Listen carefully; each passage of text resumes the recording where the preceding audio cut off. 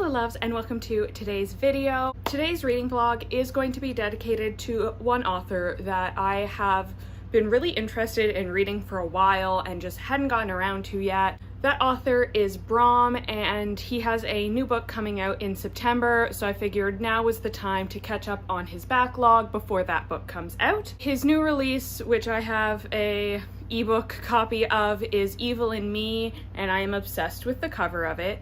It's gorgeous, it's beautiful, I'm obsessed. So that again made me really want to read his back catalog. I do own one of his books, and that's Slewfoot, A Tale of Bewitchery, which I bought because this cover is beautiful, and I didn't get a chance to read it last fall because I was busy with other things, and now fall weather is approaching again, so now's the time to read it. Then I also picked up all of the physical Brom books that my library had.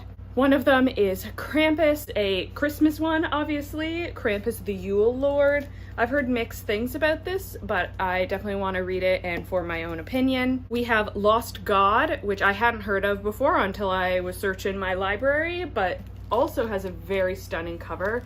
Brom does all of the own artwork for his books. A lot of them have in the middle various oil paintings, and he has a history of doing art for video game concept art, including Dungeons and Dragons, which is what put him on my radar as not just to read one book, but read his entire back catalog. And then I do have The Art of Brom, which is more of an art book than it is a narrative. This is about his art and the various projects he's worked on, and I am looking forward to flipping through that and seeing if there is anything in here about his process, how he makes his art, how he comes to his design, that could add some context to what I'm reading in terms of his stories. I am going to let a random wheel generator decide which of the books I start with because I don't want to be the one to have to make that decision.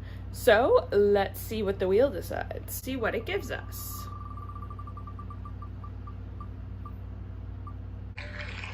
Looks like we're starting with Lost Gods. So I have now finished the first half of Lost Gods. This one is about our main character, Chet, who accidentally knocked up his girlfriend right before going to prison, and he just got out of prison. He goes and picks up his girlfriend from her dad's house. They run away in the night with her father and his two friends trying to stop them. He runs away to his grandmother's house. His grandmother's like, yeah, sure, you can stay with me. I'm so happy. I've been so isolated from my family for so long. And the reason she's been isolated from her family is that everyone calls her a witch. Chet, who was raised by his aunt, all he's ever known is that his aunt hates his grandmother because she's a witch. Chet ends up being killed by his grandmother, who is maybe not what she appears to be at first. He ends up going to basically purgatory and being told by an angel that he has to seek out his grandfather, and that will help him, I'm not entirely sure, be able to return to his pregnant girlfriend. His pregnant girlfriend is now staying at this house with his grandmother without knowing that she's the one who killed Chet. It's very much like a Dante's Inferno type thing. It's also kind of giving like adult Percy Jackson, because the purgatory that they're in, there's all these gods. It is a blend of like Egyptian, Greek, and kind of Roman mythology going on. And there's an underlying narrative of the gods being destroyed or disappearing because people no longer believe in them. So this guy is trying to traverse purgatory to get back to his girlfriend, and he's going through all these trials with all these different like mythological gods. I don't know how much of them are based on real gods. Not any that I'm familiar with, but I'm not an expert on more Egyptian mythology. So first he sees the Red Lady, who's like, you have to seek out a fortune teller, and then he goes to the fortune teller to try and get her to tell him how to find his grandfather. And there's this evil brigade called like the Green Order or something, who is trying to kill all of the remaining gods. He then gets like taken as a slave and has to do like gladiator battle. That's kind of why it's giving Percy Jackson vibe. The gods are giving me a task, and then along the way I'm meeting all these other gods and having to fight for my life and solve puzzles, but at the same time it's an adult character. It has a bit more adult themes. Writing-wise, I am really enjoying it. I think because Brom has a basis as an artist, he has a very interesting way of describing the scenery that really sets the atmosphere, and also the characters that he's making are really well described as well because he gets the nuances. The characters, I am finding them interesting, but none of them I'm like in love with in the way of really rooting for anyone one way or the other. Characters are just kind of okay so far. I am enjoying this one so far. It took me like a week to get halfway through because I had some other things I was reading at the same time. Hopefully I give you another update when I am done this book, and that's not in another week from now. I have now finished Lost Gods. It was chunky, but I did it, and I have also figured out in advance what my rating for it is, and I gave it a 4.75. I thoroughly enjoyed this. So our main character Chet is going through basically purgatory to try and track down his grandfather because he's been told by an angel that he needs to get a key from his grandfather, and that will help him save his baby and his wife engaged. I don't know if they're actually married. The atmosphere of this was so well done. I really got a feel for the mythology that was going on here. There's this background narrative of the one gods, so basically those of Christianity, Judaism, and oh my god, Islamic faith. That god sending the angels to drive out the old gods of like Egyptian and Greek mythology into purgatory, and how lack of belief in them is leading them to be gone. I love those kinds of narratives of like all gods simultaneously existing and belief in them being what makes them exist. I love a story like that. So I was digging those aspects of it. The whole journey through purgatory, I was enjoying that. The little things that I took points off for, I gave a 4 to character just because I feel like some of the characters weren't fully fleshed out enough for me.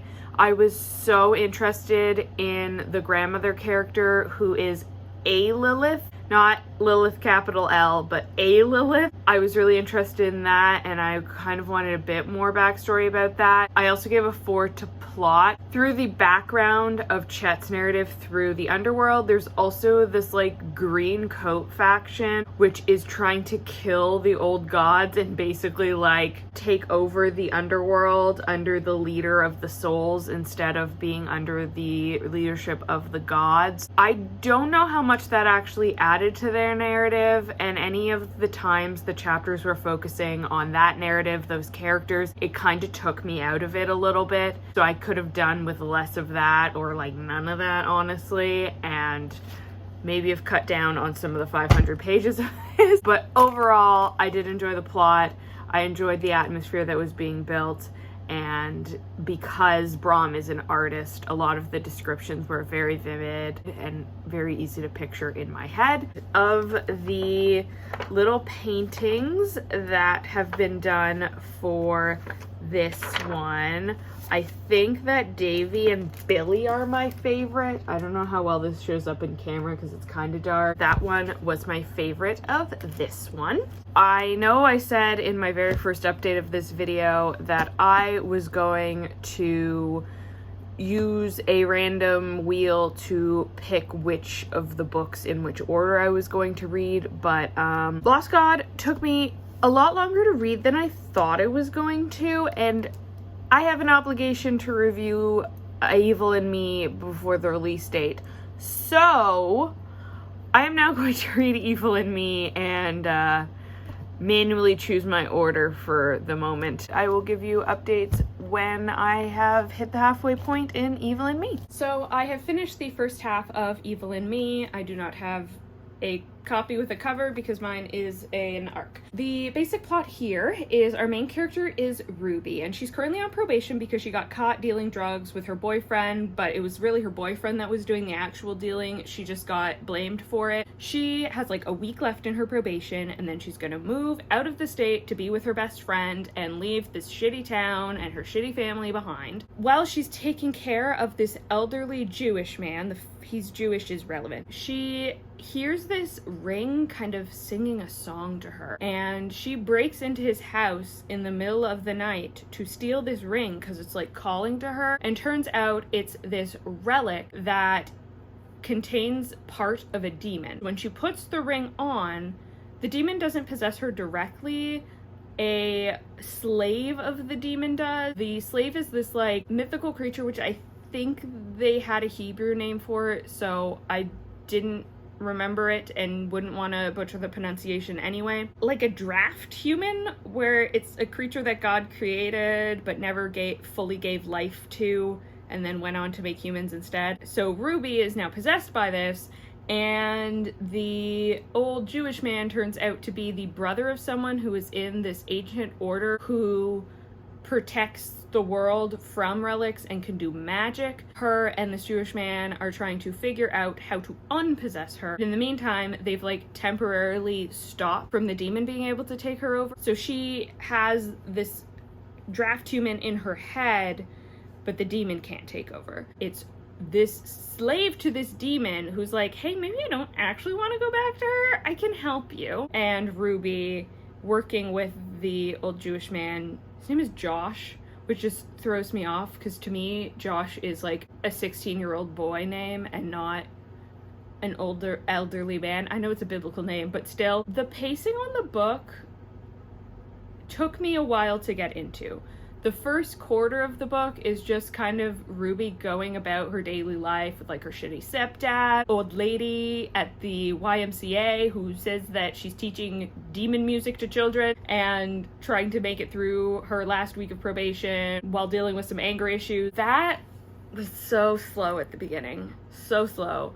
But now that she's possessed, it's picking up. I'm interested now. We're getting into demon summonings and rituals and magic, and I'm here for it. I also am curious if Brom is intentionally creating an interconnected universe, because the name of this demon is very similar to one of the demons from Lost Gods, and he also makes mention of Lilith with a lowercase l as a creature, which is what the evil grandmother in Lost Gods was. So I am wondering if Brom is kind of creating his own mythology here in an interconnected universe type thing. I'm interested to see if there's any more inklings of that in the second half of the book, where I can be like, hey, I recognize that from Lost Gods. My opinion remains neutral at the moment because of the slow start, but we're getting somewhere now. And I am hopefully gonna finish that tomorrow. It's a lot shorter than Lost Gods. It's like 340 pages compared to Lost Gods 500. So hopefully can finish that tomorrow and give you my final thoughts. So I finished Evil in Me last night, and the final rating was a 4.86, so round down to a 4.75, and was almost perfect. As I mentioned in my last update, the pacing was a little slow to begin, so that is what I ended up knocking points off for. Overall,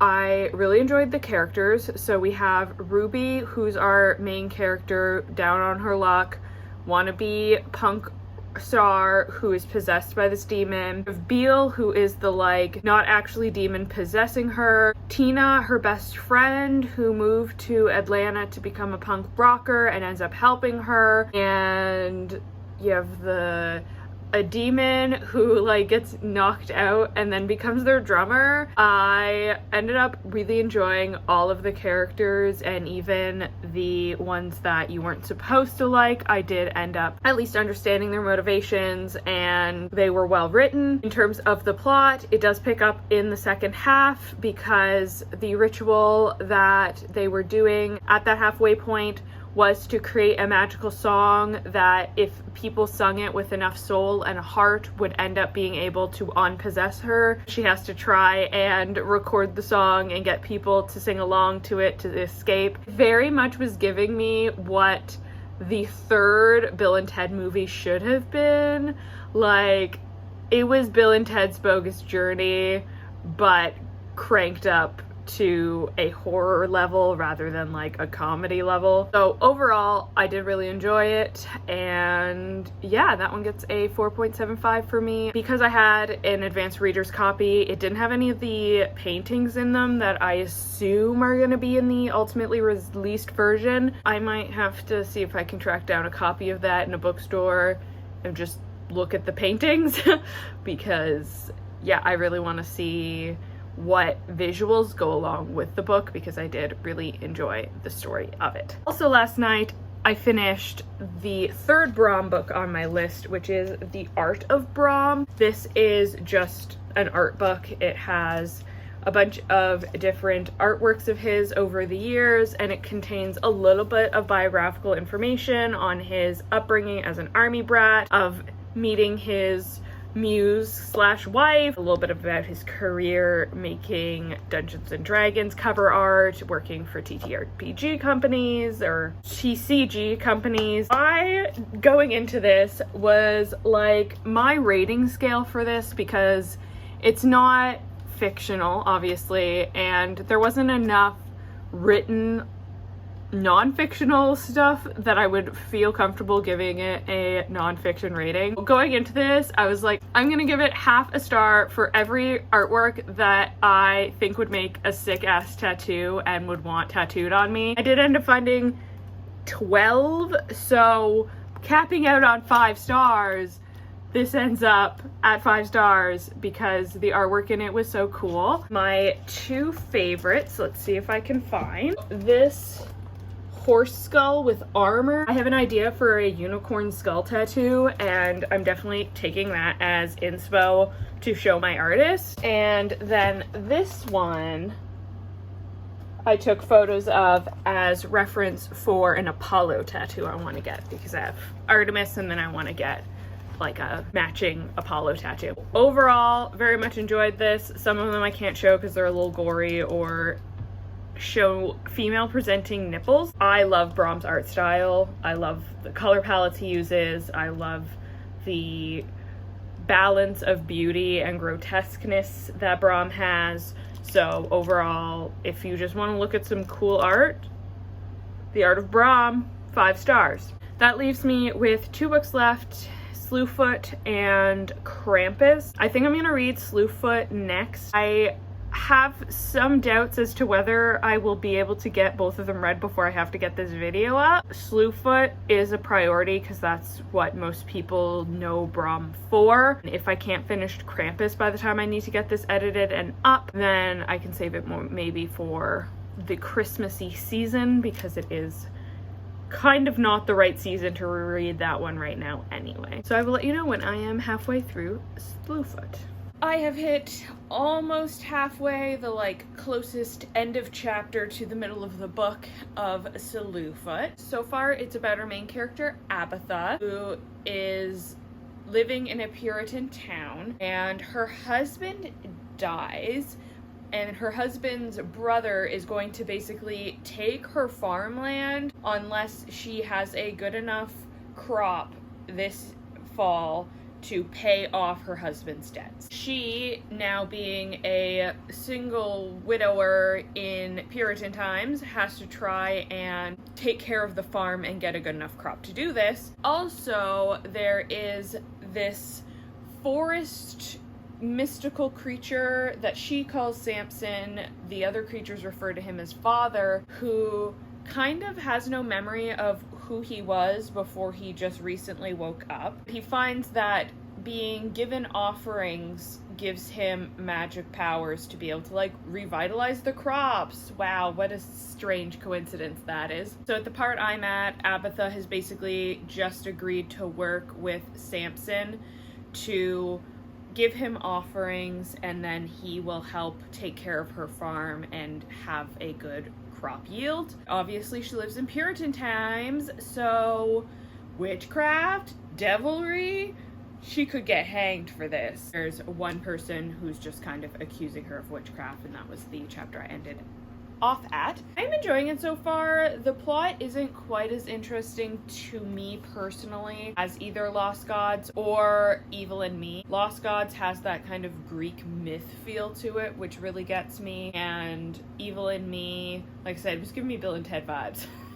Which, Bill and Ted poster, I'm going to like that kind of story. So this one being kind of like Little House on the Prairie vibes, not hitting me quite as much, but I am only really just getting to the magical bits. Brom does tend to spend quite a bit of time at the beginning of the books setting the scene of the mundane before getting into how that is impacted by the mystical elements that he brings in, the gods, the demons, all of these things. We're just getting past that part, and I'm hoping that I enjoy the second half a lot better. But the writing's really good. I really like the characters, just plot's a little mid for me at the moment. I will finish this up and give you some more updates soon.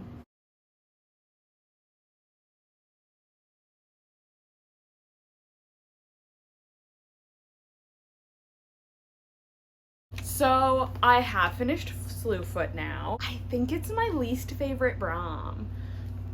I haven't read Krampus. I know Krampus is pretty universally hated, so I'm not including Krampus in that. It's still got a 4.25. I still think it's worth reading. I would still recommend it to people. I still enjoyed it. I just didn't enjoy it as much as I did the other Broms. I think it's just the time period it's set in. I am not really into the like settler times. Those are not the kind of stories I enjoy. While I was interested in the witchcraft elements, the parts of it that's like her farming, her going to church, I wasn't interested in that, and that's me. That's not the book. So we got a 4.25. I personally, for this book, would have enjoyed it if the pacing had been a little bit different.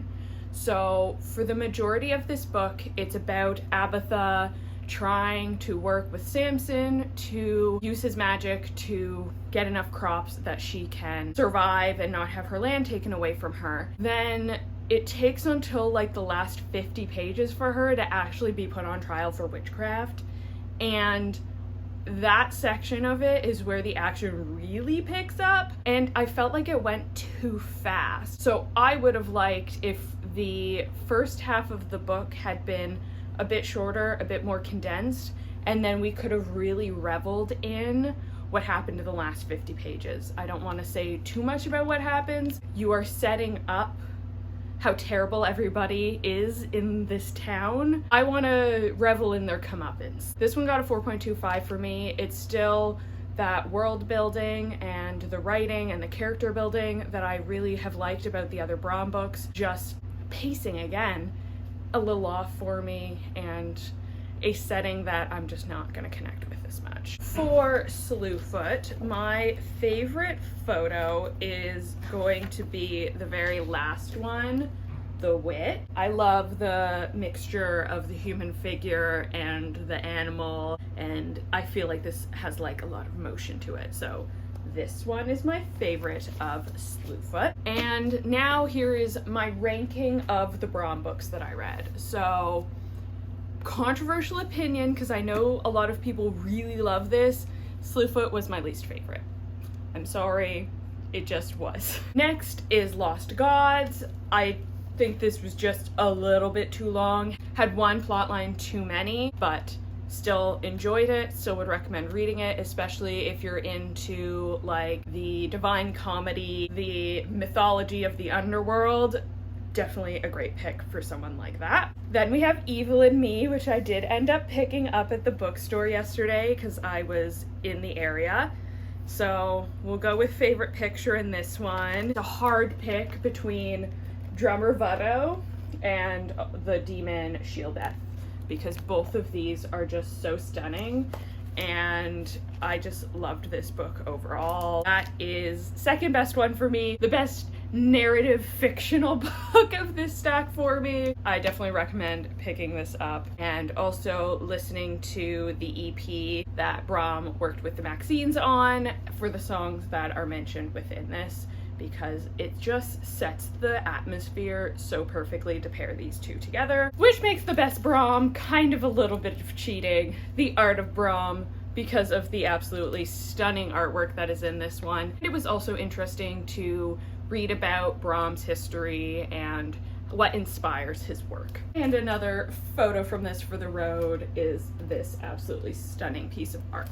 So that is my foray into the works of Brom. If you made it to the end of this video, leave the guitar emoji in the comments, or let me know your thoughts on any Brom books that you may have read. If you enjoyed, please like and consider subscribing so you don't miss any of my future videos. Thank you so much for watching, and have a great day.